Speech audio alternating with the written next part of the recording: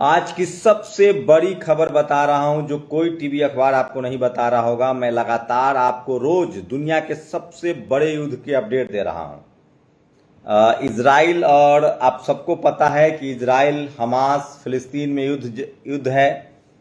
और इजराइल के लिए सबसे बुरी खबर है, इजराइल में हिजबुल्लाह का एक मिसाइल जो है वो गिरा 70 किलोमीटर इजराइल के अंदर, और वो भी बेंजामिन नेतन्याहू के घर के पास। ये सबसे बड़ी खबर है। और इजराइल का जो अपाचे है वो इंटरसेप्ट नहीं कर पाया, ड्रोन आयरन डोम रडार इंटरसेप्ट नहीं कर पाया। इसका मतलब इजराइल के पास ऐसे हथियार होने का जो दावा हो रहा था। ये तस्वीरें देखिए, ये तस्वीरें दिखा रहा हूं। ये बेंजामिन नेतन्याहू का घर है जहां ये बड़ा हमला हुआ है, और सोशल मीडिया पर सबसे ज्यादा वायरल खबर है किस तरह से बेंजामिन नेतन्याहू के ऊपर बड़ा हमला हुआ है। और बाल बाल अभी तक खबरें छन छन करा रही है, पता नहीं चल पा रहा है कि एग्जैक्टली हुआ क्या है। दरअसल इजराइल लगातार खबर दबा रहा है। आपको पता है किस तरह से इजराइल ने अमेरिका के एक पत्रकार को नजरबंद कर दिया था, अरेस्ट कर लिया था, जो इजराइल की बर्बादी की खबरें चलाता था, वो जानकारी देता था। जिस तरह से ईरान ने इजराइल पर हमला किया था, उसके बाद जिस तरह से बर्बादी हुई थी इजराइल की, वो छुपा रहा है। तो भारत की जो मीडिया है, जो मनुवादी जातिवादी मीडिया है, वो जैसे यहाँ के तमाम दलित, पिछड़े, आदिवासी, किसान, अल्पसंख्यकों की खबरें नहीं दिखाता है, जैसे वो मुसलमानों को बदनाम करता है, ठीक उसी तरह से वो इजराइल और फिलिस्तीन के युद्ध में सिर्फ इजराइल की पक्ष दिखाता है, इजराइल की खबरें दिखाता है। जबकि सच्चाई ठीक इससे अलग है। आप जानकर हैरान हो जाएंगे कि बहुत ज्यादा जो अटैक है वो इजराइल पर भी हो रहा है, और drone strike on Netanyahu residence. सोचिए, बेंजामिन नेतन्याहू के घर पर ड्रोन अटैक हुआ है, और ये दुनिया की सबसे बड़ी खबर है। और US statement on Israel right to target civilians. सोचिए, ये सबसे बड़ी खबर है कि किस तरह से अभी भी ये बड़ी खबर ये है कि अभी भी इजराइल जो है वो किसी भी कीमत पर नहीं अपनी खबरें आने देना चाहता है।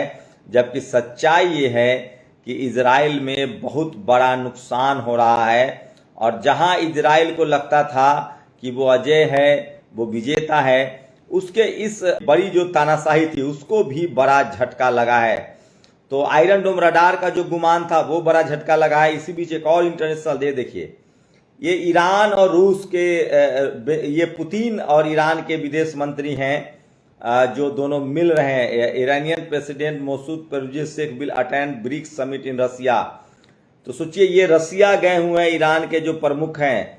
तो सोचिए, मैं बार बार कह रहा था कि किस तरह से ये बड़ी खबर आपको बता रहा हूं कि इस युद्ध में रूस सीधे सीधे शामिल है, और ये सबसे बड़ी खबर है जो सोशल मीडिया पर वायरल है।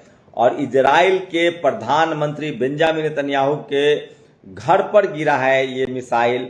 वो उनकी क्या स्टेटस है अभी नहीं पता चल पाया, क्योंकि खबरें आती नहीं है।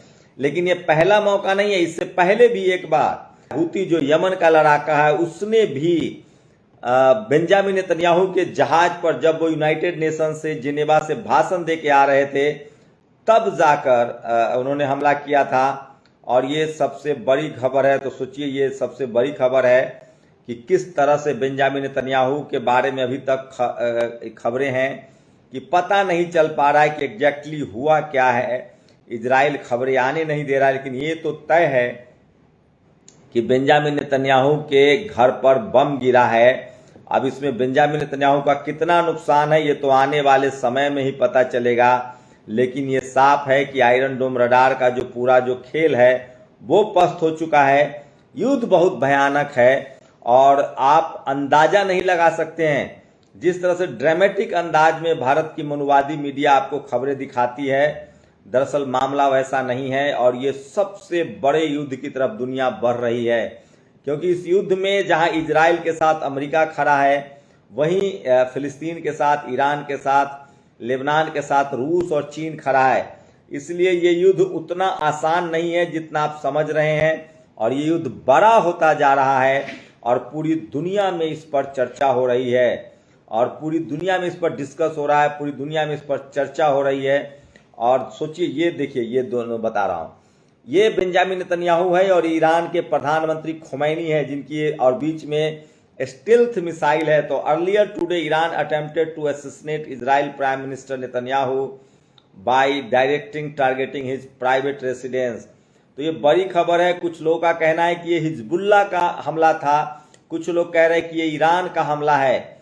आपको बता दें कि इजराइल ने कहा था कि हम ईरान पर ऐसा हमला करेंगे जिससे उसको समझ में नहीं आएगा।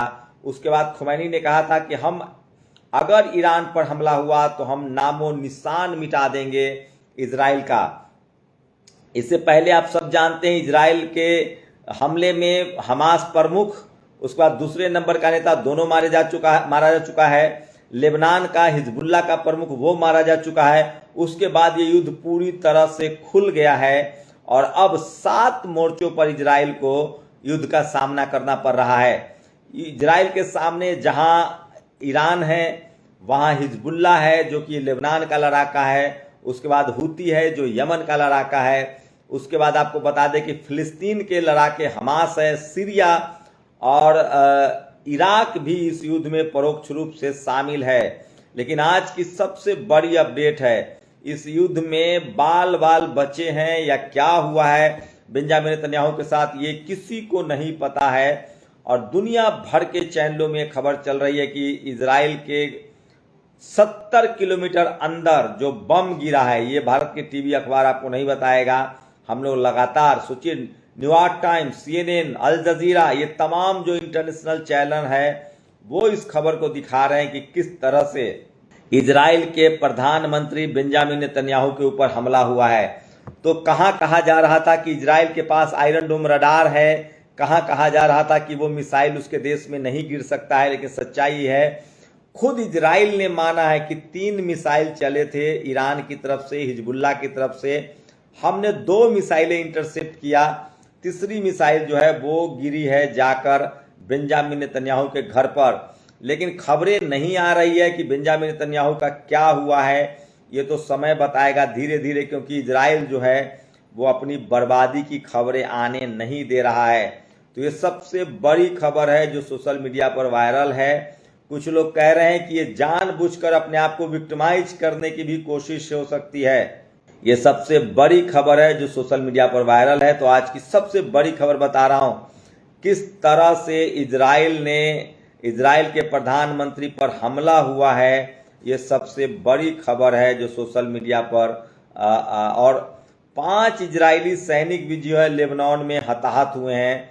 तो सोचिए, ये तस्वीरें, हम बहुत सारी तस्वीरें नहीं दिखा सकते हैं, कॉपीराइट का भी मामला होता है और यूट्यूब के अपने गाइडलाइंस है। आपको बता दें कि एक दिन पहले ही इजराइल का जो स्टाफ ऑफ चीफ था, जो आर्मी का हेड था, वो इस युद्ध में हताहत हुए थे, मारे गए थे।